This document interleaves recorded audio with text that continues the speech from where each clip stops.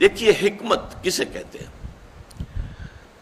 حکمت عقل کی اور انسان کی دانش کی وہ پختگی کی کیفیت ہے جس سے کہ اصابت راہ پیدا ہو جائے اور انسان صحیح کو صحیح سمجھے، غلط کو غلط سمجھے۔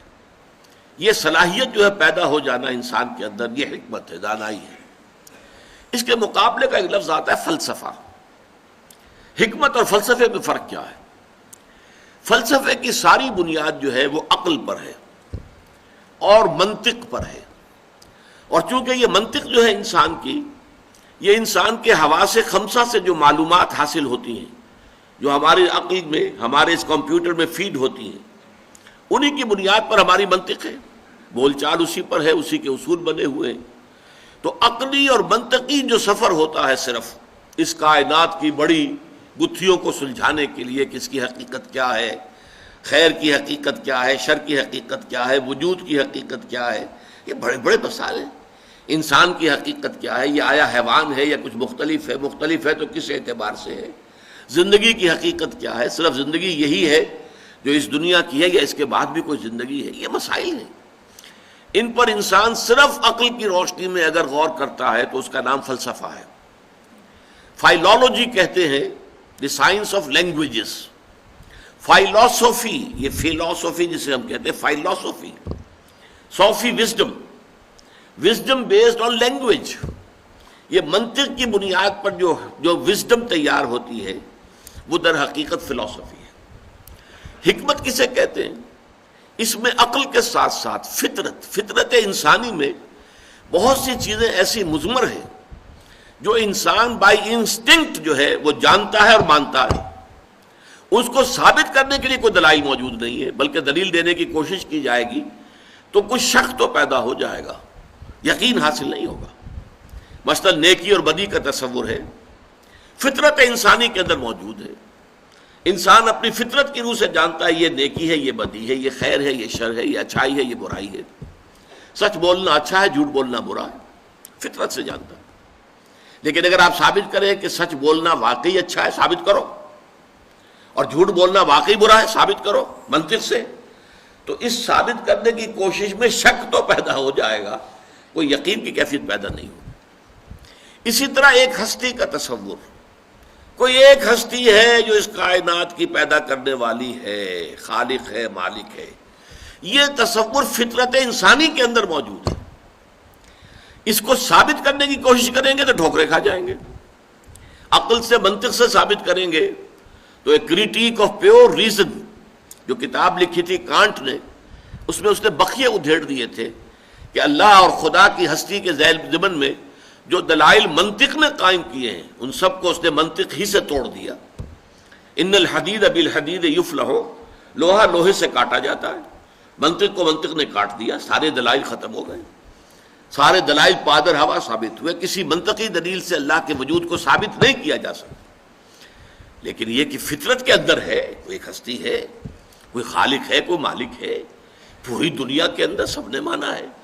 پوری دنیا میں صرف یہ تو ہوا ہے کہ اس کے ساتھ کچھ چھوٹے چھوٹے معبودوں کو بھی لگا لیا گیا، بڑا جی سے لکھا جانے والا گاڈ ایک ہی رہا، گاڈز اینڈ گاڈیسز، لیکن وہ چھوٹے جی سے لکھے جائیں گے، بڑے جی سے نہیں۔ گاڈز جب ہوگا جمع تو وہ چھوٹے جی سے، گاڈز اینڈ گاڈیسز۔ اسی طریقے سے مہادیو وہ تو ایک ہی رہا ہے، البتہ دیو، دیوتا، دیویاں، یہ دیو ہی ہے نا، دیو ہی سے مہادیو بنا ہے، اور دیو ہی سے دیوی اور دیوتا بنا ہے۔ دیوی دیوتا بے شمار ہو سکتے، اللہ ایک، الہہ بے شمار ہو سکتے۔ تو یہ انسانی فطرت کے اندر مضمر ہے، تاریخ انسانی ثابت کر رہی ہے، اگرچہ کہ منطق کے حوالے سے اگر آپ اسے ثابت کرنا چاہیں گے تو وہ ثابت نہیں کر سکتے، منطق جو ہے وہ منطق کو کاٹ دیتی ہے۔ سب سے بڑی دلیل یہ دی جاتی ہے کوئی شے بغیر کسی کے پیدا کیے پیدا نہیں ہو سکتی، تو کائنات بغیر کسی کے پیدا کیے کیسے پیدا ہو گئی؟ کوئی نہ کوئی پیدا کرنے والا ہے، ٹھیک؟ اب اسی پر اگلا وار ہوتا ہے، اچھا تو پھر وہ ہستی بغیر کسی کے پیدا کیے پیدا ہو گئی یا خود بخود ہو گئی؟ کیسے ہو گئی؟ اگر اصول یہ ہے کہ کوئی شے بغیر کسی کے پیدا کیے پیدا نہیں ہو سکتی تو وہ ذات کیسے پیدا ہوئی؟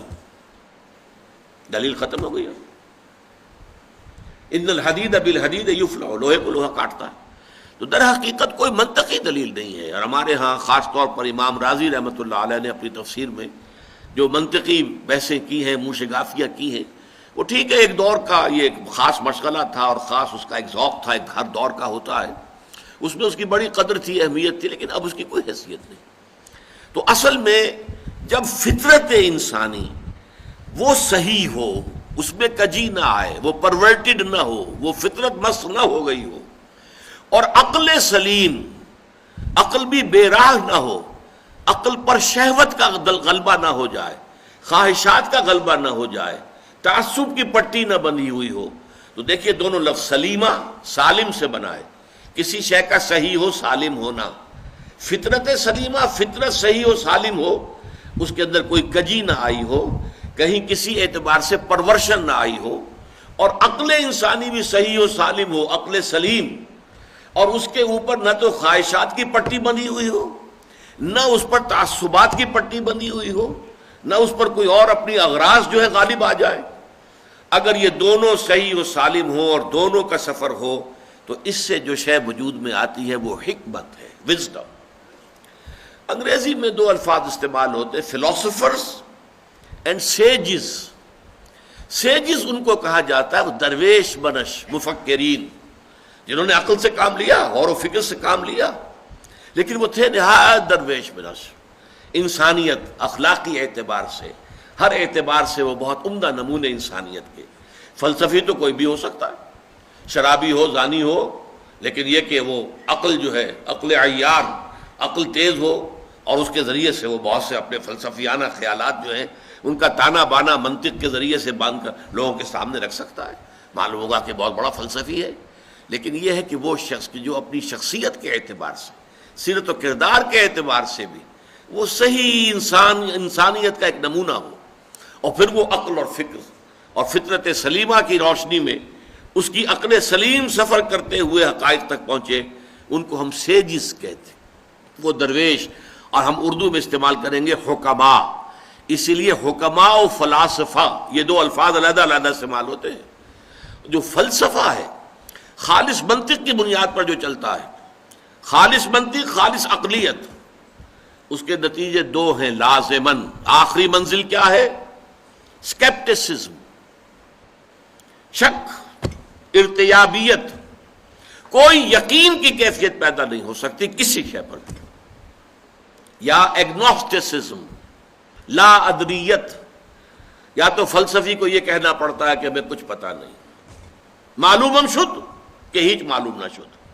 مجھے عمر کے اس آخری درجے میں آ کر معلوم ہو گیا کہ مجھے کچھ معلوم نہیں. سارا سوچ بچار. علامہ اقبال کا بھی ایک شعر بڑا عجیب ہے، بڑا عجیب ہے.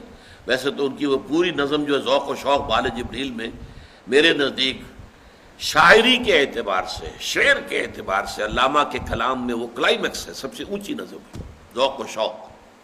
اسی میں ایک ہے، تیری نظر میں ہے تمام میرے گزشتہ روز و شب، مجھ کو خبر نہ تھی کہ ہے علم نخیل بے رطب. عمر کی اس سرحد پر پہنچ گیا، اللہ میں پہنچ گیا ہوں، میں نے سمجھ لیا یہ علم اور فلسفہ جو ہے، جو میں نے حاصل کیا، پڑھا لکھا، جس کے لیے گیا، میں برطانیہ بھی گیا اور جرمنی بھی گیا، مجھے معلوم نہ تھا یہ ایسے کھجور کا ایک درخت ہے جس میں کھجور لگتی ہی نہیں. درخت کھجور کا ہے، کھجور نہیں لگتی اس میں. مجھ کو خبر نہ تھی کہ ہے علم نخیل بے رطب، اس میں تو کھجور لگتی ہی نہیں. اسی لیے پھر ایک جگہ کہتے ہیں کہ خرد کی گتھیاں سلجھا چکا میں، میرے مولا مجھے صاحب جنوں کر، یقین مجھے پیدا ہو جائے. اور وہ یقین جو ہے پھر عشق پیدا کرتا ہے، محبت پیدا کرتا ہے، جذبہ پیدا کرتا ہے، جنون پیدا کرتا ہے. دنیا انہیں کہتی جنونی. یہ لوگ کیا ہے؟ فنڈامنٹلسٹ. یہ لوگ جو ہیں یہ تو اپنی جانیں ہتھیلی پر لیے پھرتے ہیں، ان کی مت ماری گئی ہے، یہ پاگل ہیں.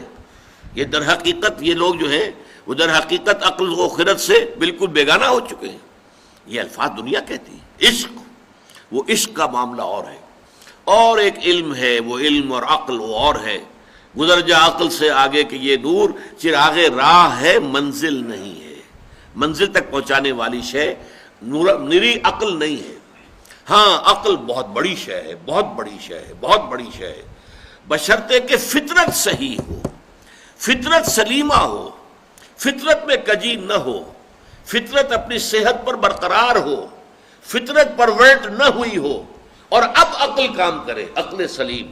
تو فطرت سلیمہ اور عقل سلیم، ان دونوں کے امتزاج سے جو شے وجود میں آتی ہے اس کا نام حکمت ہے.